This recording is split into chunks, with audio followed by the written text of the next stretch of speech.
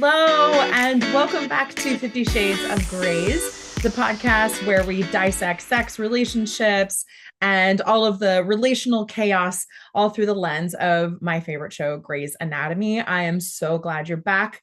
We're already on episode 4, which is crazy to see your dreams of a podcast just kind of slowly come into reality. And here we are. I'm recording this on St. Patrick's Day. So anybody who's watching the video recording of this podcast will see that I have bright green eyeshadow on. I'm very festive. And wherever you are, I hope you're drinking Guinness and having a great time. A little plug in the beginning of this episode for my own project. My friend and I started a new business venture here.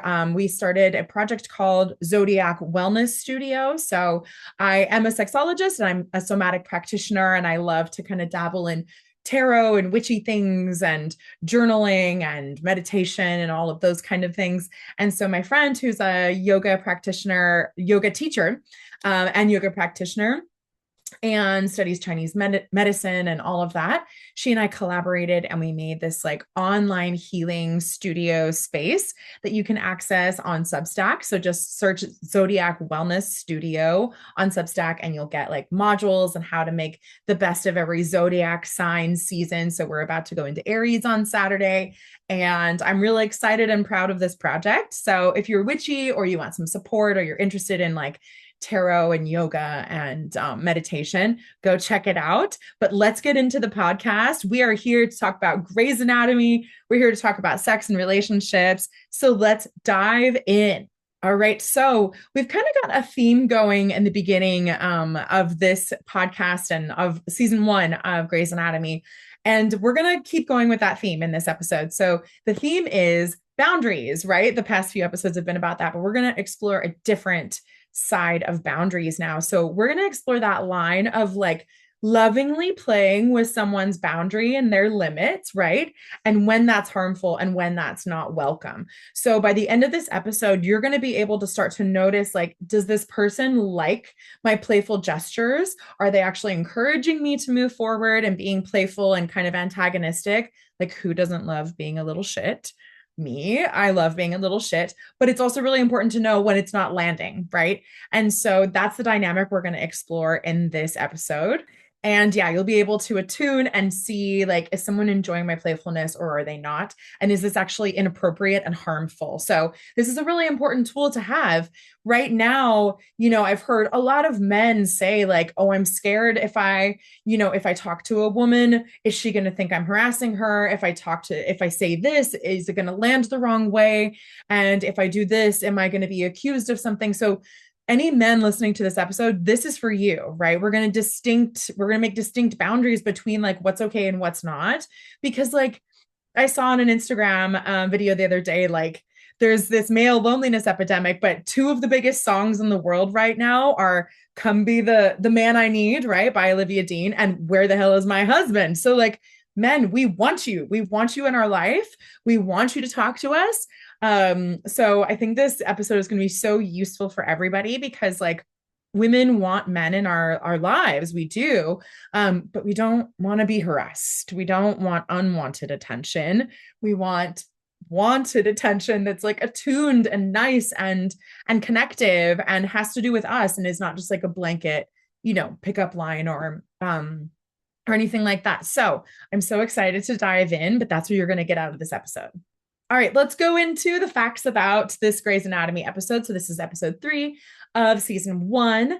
The episode name, the song, is called Winning a Battle, Losing the War. It's by a Norwegian indie folk duo called Kings of Convenience. So that's the song that it's named after. The air date is April 10th, 2005, which is insane. It was like almost 21 years ago to the day.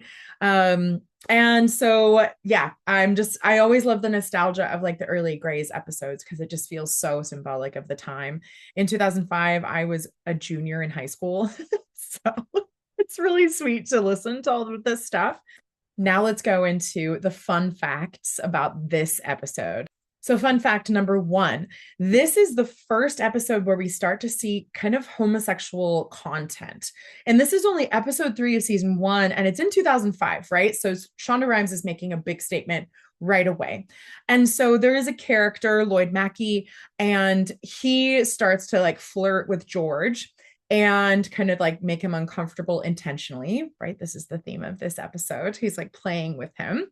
Um, and we don't actually hear if this character is ever gay. He never says flat out, I'm gay. He just says, George, I knew that you weren't gay, but haven't you ever wanted something that you can't have? So we can assume this character is probably gay. And that's a really big statement, right? 3 episodes in. And a lot of media at the time was very cis-washed, was very whitewashed. And this character, Lloyd Mackie, is a Black man, and we can assume that he's gay. And this is like an incredible statement to make so early on. So, fun fact number 2, the character of George O'Malley gets teased a lot in this episode about being gay. Like everyone is like, oh, I thought you were gay, when George starts saying, this guy's flirting with me, it's making me really uncomfortable, right? And there's this whole bit about the fact that like George isn't gay. And even Lloyd Mackie says like, yeah, I didn't think you were gay. It's so clear to me that you're not gay. Well, the irony of that is actually the actor T.R. Knight would actually come out as gay 2 seasons later. And so I love that through line. And now T.R. Knight is married to a man, and just love all the queer themes in this show. I can't wait to get to like later episodes that are so queer, queer beautiful. I don't have another way to say it besides that. But yeah, thank you to Shonda Rhimes for this good writing. And fun fact number 3, this is the first episode where we hear a famous Derek line. He says, your tiny ineffectual fists, to Meredith, because she's standing up for herself, and he walks in while she's standing up for herself. We'll go into that a little bit more later. And he tells the person she's standing up to, it's Alex Karev, to leave, and says like, you don't want to suffer the wrath of her tiny ineffectual fists or something like that. And then Derek brings it up later in the show, and it's so cute because he's backing her up while she's standing up for herself very physically, but she has like tiny little hands, and it's very sweet. And so first time we hear this like very sweet line from Derek Shepherd. Okay, so now let's move into my geek out moment. And my like I love to share the moments that I love with these episodes with you guys. And this is like a controversial moment, but I think it's so hot in the way it's displayed. So in this episode, there's like a big bike race in Seattle, and this guy crashes his bike. He's got spokes sticking in his stomach. His name is Viper. He's like a very like playful, boyish, irreverent character in this episode. And Meredith is treating him. And she says, you have to, she was like fixing him up. And she said, if you're going to leave, you have to sign an AMA, leaving against medical advice. And he leans in and like is like a centimeter from her face. And he's like, I will do anything you want me to do. And then she's like, why do you guys have to make everything so sexual? And then as he gets up to leave, he like turns around and grabs her and kisses her. And it's just like this really fucking sexy moment where she's just kind of like surrendered to this kiss. And I think it's so hot. And then he looks at her and he says, that's for good luck. Don't worry, you'll see me again. And it's just like so boyishly confident. It's so fun. And after he walks out, she's like smiling. And so we can assume she enjoyed it, or at least like had fun with it. And so that is my geek out moment. I have decided I want to start reading Meredith's voiceover for the intro and outro because I think they really set the tone for the episode. So here is the intro of Meredith's voiceover for this episode. We live out our lives on the surgical unit, 7 days a week, 14 hours a day. We're together more than we're apart. After a while, the ways of residency become the ways of life. Number 1, always keep score. Number 2, do whatever you can to outsmart the other guy. Number 3, don't make friends with the enemy. Oh yeah, number 4, everything is a competition. Whoever said that winning wasn't everything never held a scalpel. So we're getting to know kind of like the the priorities and the thinking of this character. And it's so interesting to just hear how she's always ready for a fight. Like she's always ready to dominate. She's always ready to draw lines. She's always ready to compete. She's always ready to essentially protect and fight and push away. And we haven't heard like an intro where she's like, you know, I love being in relationship and I love being, close to people. That hasn't happened yet, right? And so it's just really interesting to pay attention to Meredith's cadence and how she develops, and like we're hearing her inner monologue, right? With these voiceovers as the episode starts. So I love to kind of start with that to set the tone for our episode 2. All right. So let's set the scene of this episode. The dynamic we're talking about in our podcast episode today is when it's okay to play with someone's limits and when it's not okay, and when we're really pushing past their boundaries, ignoring what they're saying, right? So in the previous podcast episodes, we've talked about how Derek doesn't listen to Meredith's no. She keeps telling him no over and over and over, and he keeps pushing, right? And it doesn't feel very aggressive in watching it because he's charming, he's soft, he's not violent about it, but he is continuing to move through the boundaries that she's setting. And this happens again in this episode.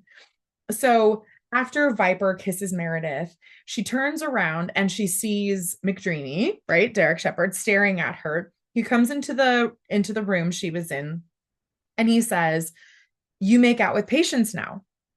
And Meredith says, "What, are you jealous?" McDreamy says, "I don't get jealous." And then he asks her to go out with him. And she says, "You're my boss. You know it's against the rules. You know I keep saying no, but you keep going after it. It's the chase, isn't it?" So she's calling him on it. She's like, "You only want me because I'm saying no." He says, "It's fun, isn't it?" Big red flag there. Not great. Not great. And then she says something that's like so important here. She says, "You see, it's a game to you, but it's not to me, because unlike you, I still have something to prove." Like the language couldn't be any clearer. Meredith is saying, "You're risking my career. You're a big famous male neurosurgeon who's already made it. You're an attending. I'm an intern," right? She said this a few times in these episodes, and he's just kind of like giggling at her and like making it the butt of a joke and being flippant, right? We've seen this these past few episodes. He's just being flippant. And it's only cute because Patrick Dempsey is like wildly gorgeous, but that's not a get out of jail free card. And because he's not being violent or aggressive about it, right? But this is still happening. We're going to go into it a little more. So another thing is happening at the same time. So we have kind of like the soft, playful, charming dynamic that's happening here. At the same time, we have Viper, which is this like boyish, kind of like rugged, like whatever character who just grabs Meredith and kisses her, right? And he's saying like he's not listening to her, saying like you need more medical attention, and he's just like whatever. And then we have Alex Karev, who is being the kind of the violent aggressor in this episode. He's making disgusting remarks. So he and Meredith have a conversation about who's going to treat Viper, and they decide to flip a coin, and Alex says heads or tails, because I have a head and honey, you are a tail. And it's very disrespectful, and Meredith gets really upset. And then in a later scene, he comes into the locker room where she is, and he's like bragging that he got to do open heart surgery, and he like throws his arms around her and kind of like encloses her into her locker. And she freaks out, and she turns around and she slams him against the lockers, and she says, "You've got to be kidding me. You want to act like a little frat boy bitch? That's fine. Just stay out of my face. And for the record, you smell like crap." And it's incredible. It's incredible. This is where Derek sees her with her tiny ineffectual fists. But he's being like, Alex is being violent, right? By like wrapping his arms around her and blocking her into her locker. And so these are like the different levels that are happening. And then there's Lloyd Mackie, who keeps flirting with George, despite George not taking any of his advances, despite George getting awkward every time he does it. So there's like 4 different types of like pushing on someone's boundaries and like, and playing with them, for lack of a better word. And there's another scene where Alex makes a comment about Meredith and Christina and says, like, this has nothing to do with boobs unless you want to show me yours. And then Meredith says, I'm going to be a lesbian. Christina says, me too. And they walk away. And then Alex even gets turned on by that. Like their repulsion at his disgusting comments even turns him on. So they're really dialing up the gross on Alex Karev in this episode. And later in the episode, Derek comes back into the locker room and he finally tells Meredith, you and me, it's not the thrill of the chase. It's not a game. It's your tiny, ineffectual fists and your hair. And she says, my hair? And he says, it smells good. And you're very, very bossy and it keeps me in line. And Meredith says, I'm still not going out with you. And Derek says, you say that now. Still not listening. She's saying, I'm not going out with you. And he's still not accepting it, right? So all of these things are at play in the episode. So that's what's going on here. Let's move into the shadow. So the shadow that's happening in this episode is just men taking liberties where they aren't supposed to. So we've talked about Alex taking liberties where he says disgusting comments. He kind of pins Meredith into her locker. He is always like making sexual advances. That's a liberty in a workplace you're not supposed to. He is Meredith's coworker, and this should not be happening. And then there's Viper, where he kind of grabs her and kisses her, even if it's hot. She didn't consent. It's a really inappropriate dynamic. It makes for very good TV, right? But this is not okay.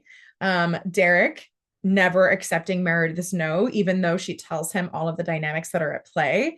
And then Lloyd Mackie flirting with George. So these are our kind of like shadows that are going on in this episode of men just kind of like pushing and pushing and pushing. And something I want to pose, and I think it's really good writing, that the first time like Shonda Rhimes introduces like a homosexual dynamic is in this episode, right? Where men are pushing boundaries, where people are not really accepting their advances.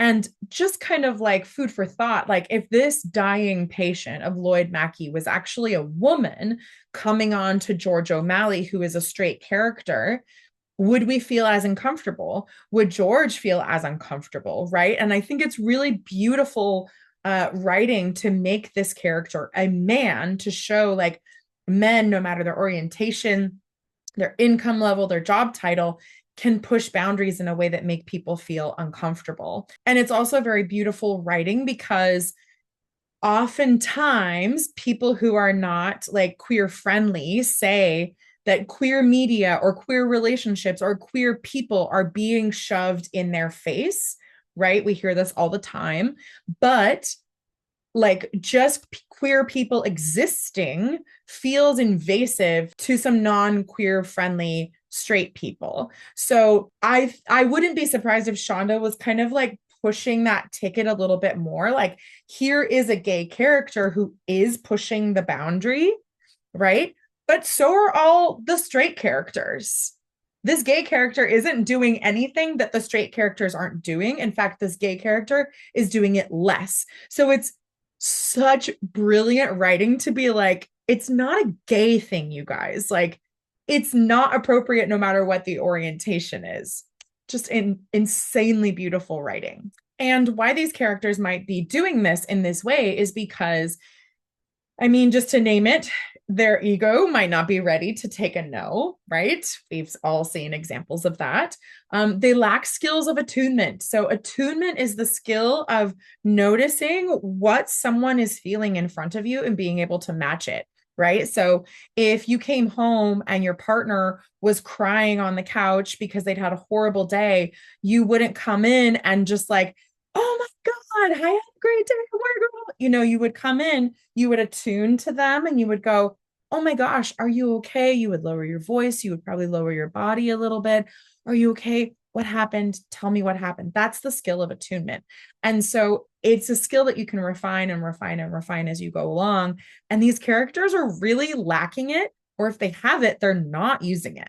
Okay, let's go into what's hot and what is harmful. So first, Alex Karev's behavior, so harmful, so harmful. It's aggressive, it's blatant, it is derogatory. And I think like if every interaction you have with someone is sexual and you aren't like first, if every interaction you're having with someone is sexual and you're like not wanting it, that's harassment. It's not flirting. It's not fun. It's not okay. It is harassment, right? And so Alex is harassing Meredith in this episode, and he's just being gross, like making comments about boobs in a hospital when you guys are surgical interns going to work. Harassment. It's very, very harmful behavior. And even though I love Patrick Dempsey, I love the character of McDreamy, his behavior is harmful. If we look at it for what it is, she is constantly saying no in every single episode to him. And he just thinks it's fun. He thinks it's playful, and he's not holding the high stakes for her, that he's not holding the stakes and looking at them for what they really are, because they are so much higher for her as a woman and as an intern and as someone who has not established their medical career yet. And he's just playing with it as everybody like has the same privilege access that he does. And that is the definition of privilege. It's like not, it's one, having more access, but it's also being able to just hold up your blind spots and not look at someone else's experience. And that's what the character of Derek is doing here. And it's extremely harmful. And for him to continue to come into the locker room and tell Meredith he cares about her and he wants her, it's harassing. We don't see it that way, like I said, because he's very soft, right? The character is very soft. It's not like Alex Karev, but it's not okay. And now what's hot? So, like I said, the kiss with Viper, it's really hot. It's really, really, really hot. The way he just like grabs her and says, like, that's for good luck and you'll see me later. I fucking love that moment. I think it's so great. And then also because I love when women stand up for themselves. I love when women get angry because of so many reasons. Any woman listening to this podcast episode right now is going to know all of the reasons why I love when women get angry, because we've not been allowed to be angry for, you know, however many billions of years. But when Meredith gets angry and slams Alex against the locker, I think it's super hot. I think it's super hot. She says exactly what she means. She tells him to leave her alone. And she like pushes him in such a way, even though she's a really small person. It's so aggressive and it's so clear, and it's really hot. Okay, so now let's go into like the political and cultural dynamics here. We've already named it, but let's go a little further into it. And it's this dynamic of Derek and Meredith, right? She's literally saying, it's not like me. She says, I still have something to prove. And he's not getting it because he doesn't really have to, right? His career will not change if he doesn't understand what she means, if he doesn't take it into account, or if he does, right? His career doesn't change. And that's really annoying. But the writing is really great here because it's exactly what would happen in this situation, right? With a male boss and a female employee. And then we're also kind of like starting to play with this homosexual dynamic where when George thinks that everybody else thinks he's gay, he's so upset, right? And this was a time in TV where being gay was kind of the butt of a joke. And it was kind of like, oh, like it was always an insult, right? We would call people that to insult them if they did something we thought was out of the ordinary. We would call them that. And so a time in TV where this was, you know, a faux pas to be gay, we're starting to see that. And so now if this episode aired and George, you know, was like, oh, you know, do you think I'm gay? And character said, oh, are you not? It probably would be handled a little bit differently. Maybe George would be like, oh, it's interesting you thought that, but I'm not, right? We've seen this dynamic of like, wait, you think I'm gay? In a lot of different TV shows. I mean, you see it in Friends when everybody thinks Chandler is gay. And so it's just important to name that this is like a symptom of the time. Unfortunately, it is still existing a little bit now, but it was so much more extreme then. All right, let's move into the work. So how can we improve on how we relate to each other based on the characters in this episode? So this episode teaches us about desire. So we talked about how like desire doesn't really care about our values. It doesn't care about our limits. And in this episode, it doesn't care about other people's boundaries. And so this is an opportunity for people to like, in this episode, we're seeing men, right? So men, but everybody in general, to kind of slow down and like notice what is my desire, right? So whatever your desire is, like Yeah, it's normal. It's normal to want to connect with someone that you have a lot of connection with, right? What Derek is wanting from Meredith is normal. There's nothing wrong with like, I really like this person and I want to connect with them. That's fine. But the second part of the desire is like, am I noticing their desire? Right? Is my desire so big and so loud? I'm not even really hearing what they want, right? And the least sexy kind of desire is the kind that doesn't attune to the other person. It's the kind that just blows through the other person's wants or boundaries or anything and just says, no, this is what I want, so we're doing what I want, right? That's not sexy. And so this is an opportunity for us all to like slow down and be like, this is what I want. That's great. Whatever you want is great, but what do they want and how does that work together? And this is a really necessary skill in building healthy attachment, right? Your desires are good and beautiful and natural and human. However, slowing down and attuning to this person in front of you. So, how to attune is like you have to move slowly, even if you're excited, even if you really, really, really want the thing, you have to move slowly enough to take in the information the other person is giving you, right? And that's how we build safe attachment with each other and with our, coworkers, the people around us. Are we moving slowly enough to allow that person's information to come in, to our own brains? And another part of attachment I thought was really cute in this episode, it's not about the dynamics we've been talking about, but Meredith, it's like the first episode we see her like really living with Izzy and George, and they're driving her bonkers because they're in her space. They're like really breaking her boundaries, right? They're like standing over her while she sleeps.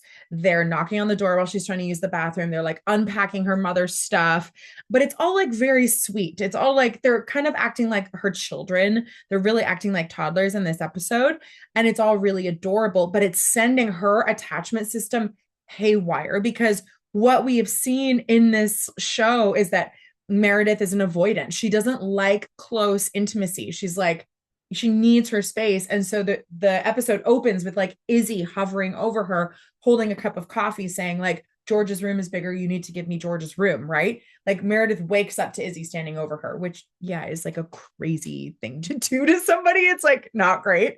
But in the episode, it's like very sweet, right? And then through the episode, she complains about them. She's complaining to Christina, saying like they're there and they're breathing and they're doing stuff and they're this and they're that. And then by the end of the episode, they're watching her mom's like surgery tapes, and Meredith decides to just like let them into her heart and like, okay, like, yeah, okay, like let's sit on the couch and like let's bond over surgery. And I think it's a really sweet development of attachment when Meredith goes, okay.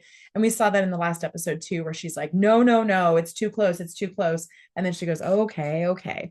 And it's really adorable.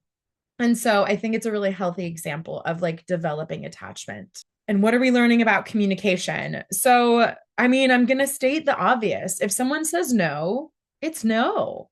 No is a complete sentence. No is not an invitation to start a discussion. No is not an invitation to start convincing them of something else. No is a complete sentence. But in this episode, they are like, we're seeing all of these instances where someone isn't hearing that no is a complete sentence. They are just like going, okay, I'm just going to keep moving through that. It doesn't really matter. Right. And so in the scene where Meredith throws Alex up against the locker, like this is a point that I think is really important. You should not have to get loud for the person to hear your boundaries.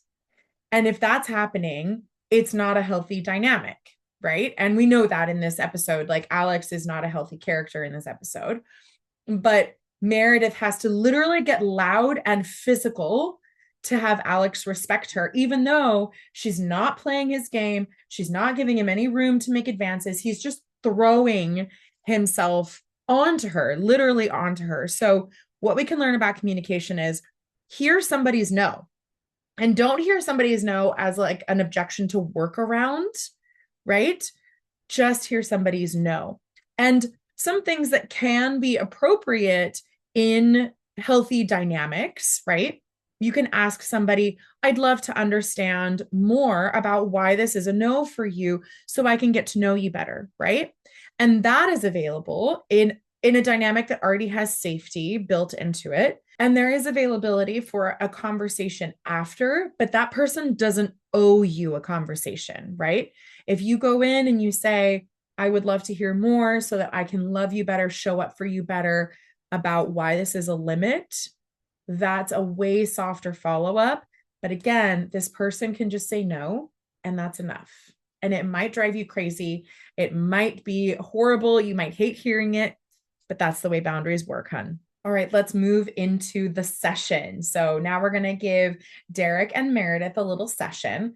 And first of all, I'm going to have Meredith sit on my coaching couch, and I'm going to say, Meredith, I am so proud of you for standing up for yourself to Alex the way that you did. You were so clear. You were so assertive. And I love that you got angry. I love that you let your anger come out, because I love when women get angry and I love when women stand up for themselves. So keep doing that. Keep being that clear about your boundaries, and make sure that you're going to keep maintaining this boundary with Derek, because we do see in the last scene with them, when he comes into the locker room and he says, it's your tiny ineffectual fist, it's your hair, it smells good.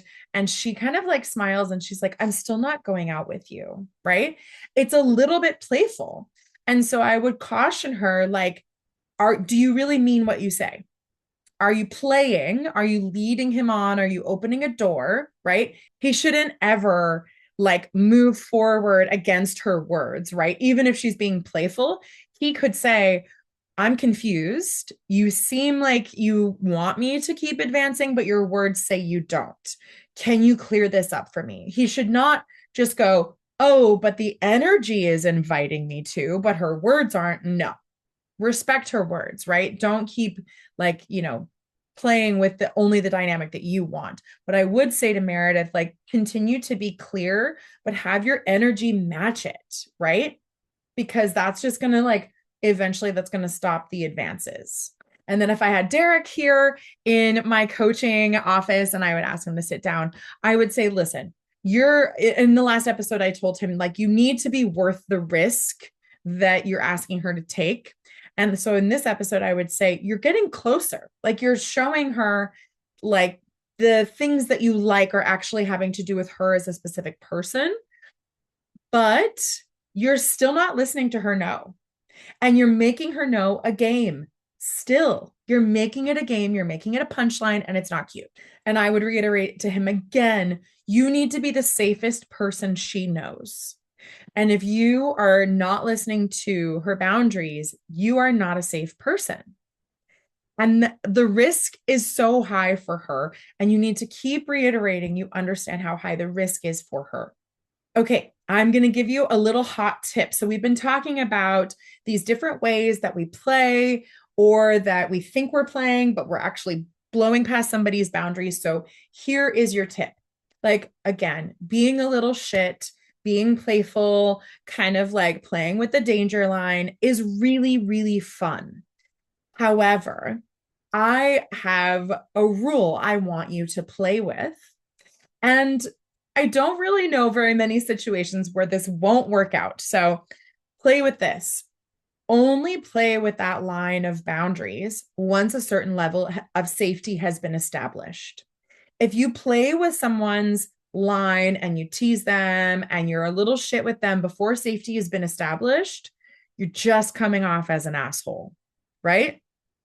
If I walk up to my best friend and I tease her about something, it might sound really, horrible to somebody I just met, but because I have decades of friendship built on that, there's so much safety that I can play and I can tease and I can be a little shit. I'm this way with my siblings. I'm such a little shit with my siblings. Even though I'm the oldest, I still am a little shit, but there's so much safety built, right? If I were to walk up to somebody new in a bar the first time I met them and I said the same thing, it's not the same impact. It's not the same dynamic. So consider how much safety is built. Does this connection have the strength and the foundation to hold whatever play I want to invoke here. And if it doesn't, work on establishing that first. If all you do is play with someone's boundaries, it's not cute. It's actually very ill attuned. And even when you have safety established, that doesn't mean you have to stop attuning to that person.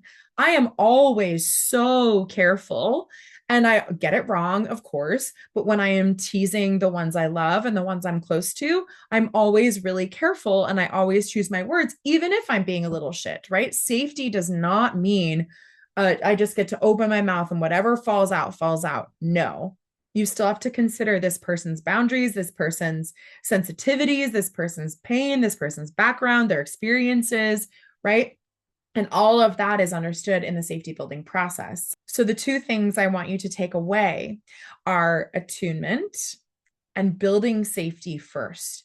These two things, like kind of like landing in your toolbox, oh my gosh, the world will open up to you. Here is your little micro ritual and your reflection. So the next time you're with somebody and you make a joke or you do something playful, I want you to let all of your ego fall out of your head and just attune to them and just watch their reaction. Watch if their breath changes. Watch if their eyes, like if they break eye contact with you. Watch if they smile. Watch if they nervously laugh. Watch if they go quiet, if they freeze. And if those things are happening, your joke wasn't funny to them, or your play wasn't funny to them, or whatever you were pushing wasn't good to them. And once that lands in somebody's body, they're going to try to track for it again with you, unless you build safety again first, right? And so you can say, I feel like that didn't land very well with you. I'm sorry. How can I reestablish safety here? Do you need me to apologize? My joke or my whatever it didn't land correctly, and I was just being an idiot, right? There are really quick ways to repair that and reestablish safety. So try that and let me know how it goes. That slowing down is so powerful. I always say, like, somatic work, the type of work that I do, is slowing down stimulus and response so we can get all the information in here that is gold that we tend to just blow past when we're moving through our daily lives. And then I also want you to reflect on, am I allowing someone else to blow past my boundaries? Am I allowing someone to continue to think that they're funny, that they're playful, but actually it's shutting me down. It's making me feel weird. It's not actually landing. So I want you to reflect on that too. So are you crossing someone else's boundaries, or is someone crossing yours? And just start to notice that throughout your life. And also remember, establishing safety and just being a really safe person for people is the best thing that you can do to continue to build relationships. My favorite definition of success is how safe people feel in my presence. And that is my number one goal in life, to have as many people feel safe around me as possible. Unless, of course, you are like any of the isms, right? There are certain groups that I don't care if they feel safe around me, because I am an intersectional feminist. And if my intersectional feminism makes you uncomfortable, I don't really mind. That's just part of the work, and I'm just being a mirror at you. But in terms of everything else, I want to be really safe for people. And so I'm leaving you with that, like, how can you be the safest person for the people in your life? And I would offer you get to know them, you get to know their background, how they work, why they have the boundaries they do, why they tick, and learn the way their brain works, and learn what jokes you can make and what you can't. And I promise it will lead to really nourishing relationships. So now let's end with Meredith's outro on this episode. So her voiceover at the end of the episode says, "There is another way to survive this competition, a way no one ever seems to tell you about. One you have to learn for yourself. Number 5. It's not about the race at all. There are no winners or losers. Victories are counted by the number of lives saved. And once in a while, if you're smart, the life you save could be your own." I got chills as I was reading that. I think it's so sweet. So thank you so much for listening to this episode. If you would like to be a guest on 50 Shades of Grays, just send me a DM on my Instagram at The Honest Sexologist. And any Grey's Anatomy fans or like relationship work fans are welcome to come and be a guest. I have some guests lined up, so probably in season 2, but I have a list I can add you to, and I would love to have you on the show. Also, you can find me everywhere on social media at The Honest Sexologist, and also on Substack, where I write blogs about these episodes. I write blogs about relationship dynamics, and I'm so excited to see you in the next episode. And if you're having any trouble connecting with your partner, download my free couples connection guide. I give you super fun tips and exercises and playfulness to start connecting with your partner again in less than 10 minutes, so you don't have to sleep back to back tonight. And you can get that on my website at yourbodyyourstory.com or in the show notes. And thank you again so much for listening. And it's a beautiful day to save sex lives. I love you, you messy human.